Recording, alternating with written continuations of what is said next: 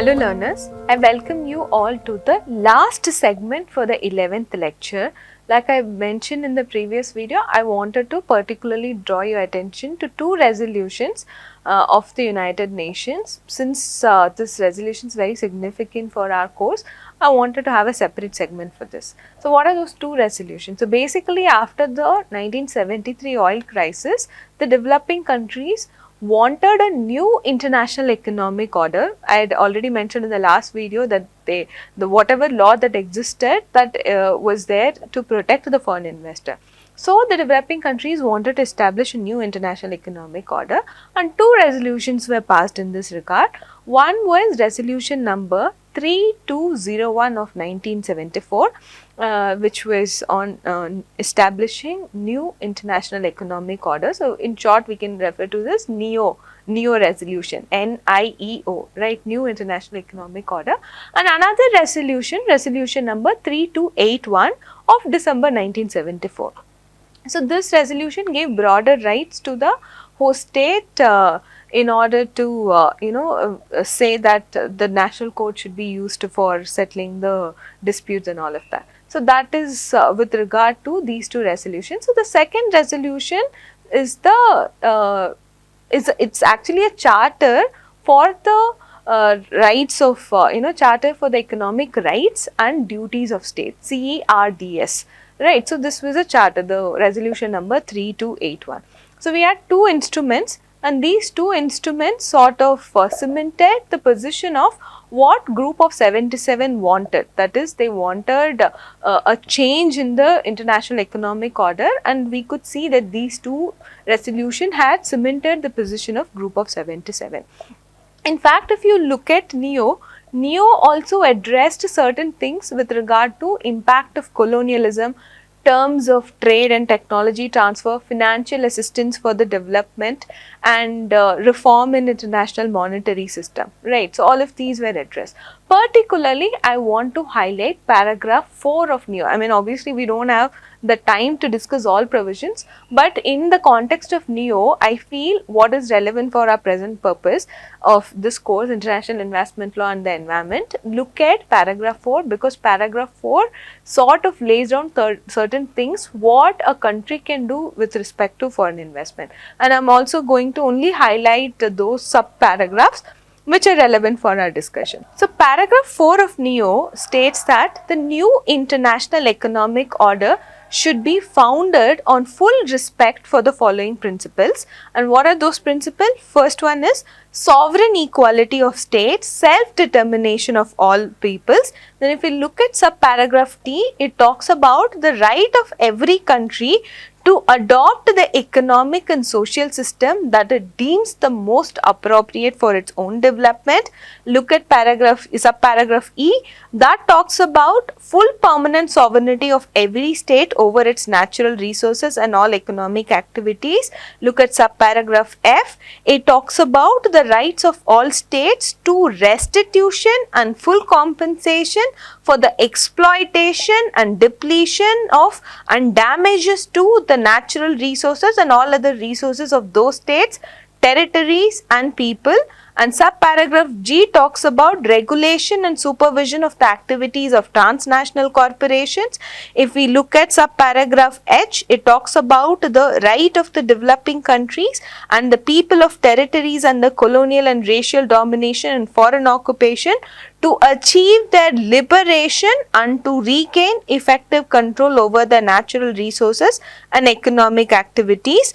And if we look at subparagraph I, that talks about extending of assistance to developing countries that were subjected to economic, political or any other type of coercive measures to obtain from them the subordination of the exercise of their sovereign rights.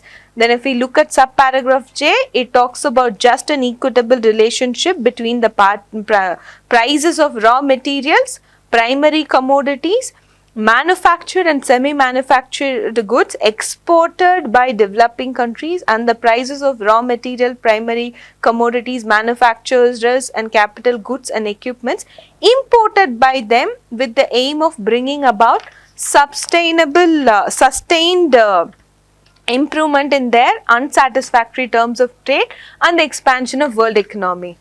If we look at subparagraph K, so it again talks about extension of active assistance to developing countries by the whole international community, free of any political or military conditions. Let's also look at subparagraph P that talks about giving the developing countries access to achievements of modern science and technology, and promoting the transfer of technology and the creation of indigenous technology for the benefit of the developing countries in forms and in accordance with procedures which are suited to their economies.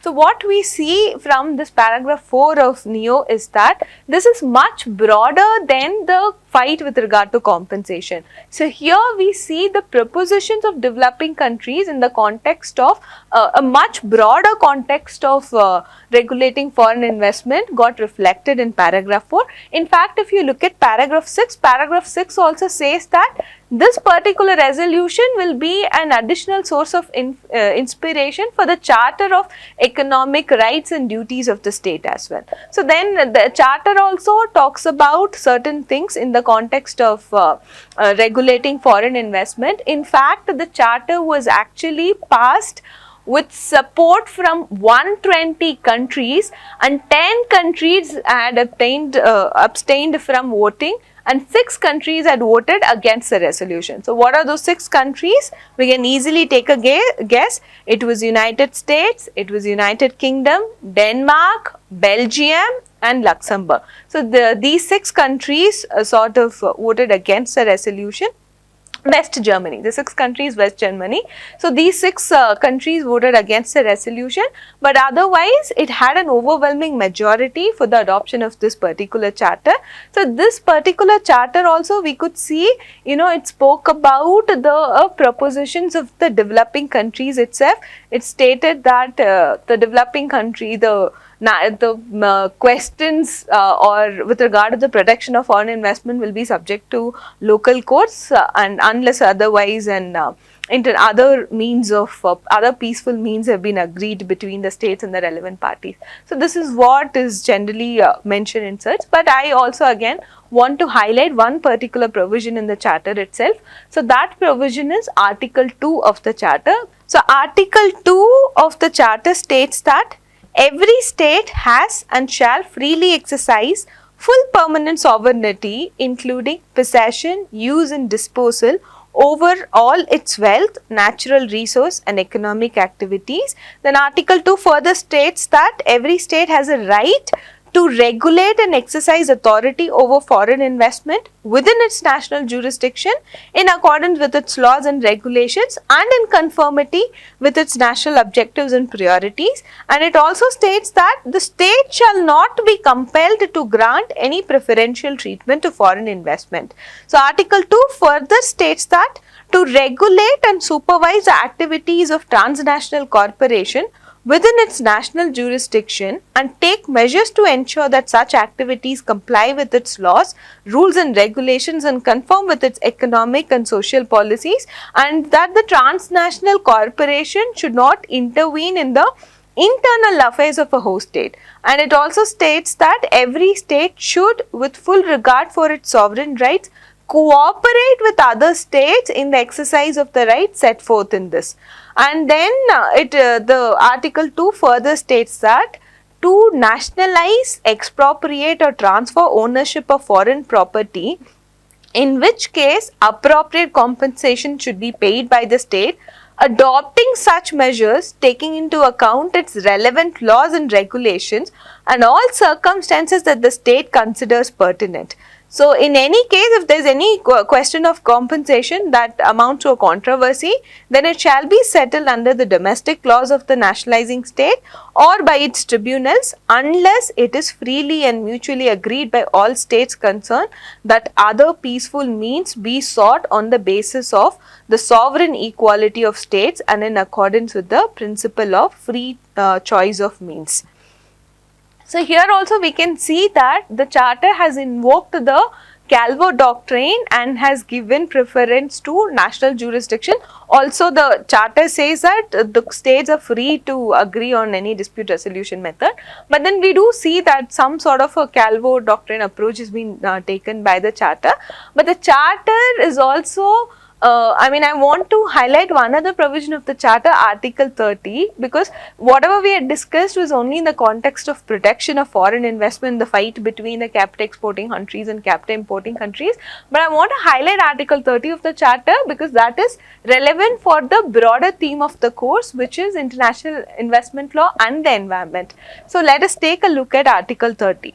The protection, preservation and enhancement of the environment for the present and future generation is the responsibility of all states. So, all states shall endeavour to establish their own environmental and developmental policies in conformity with such responsibility. So, basically, a responsibility is conferred on the state to protect the environment. So, it should draft its development policy in consonance with such a responsibility. So, Article 30 is actually very relevant for the broader theme of the course. It's not strictly with regard to the question of protecting foreign investment, but that is the reason why I wanted to highlight this provision of the charter in this segment itself. So, what we could see, in the 11th lecture, we've been discussing about international conferences and international organization, but what we can see here is the position of the developing countries is getting asserted through these conferences and under these international organizations through various resolutions as well.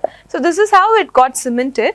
So, let us look at this in much more detail in the next lecture, lecture number 12. So, with that I will conclude lecture number 11. I just wanted to highlight how the position of the developing countries got cemented through these international conferences and international organization in this particular lecture. I hope it is clear to you all. So, with that I end this lecture. Thank you so much.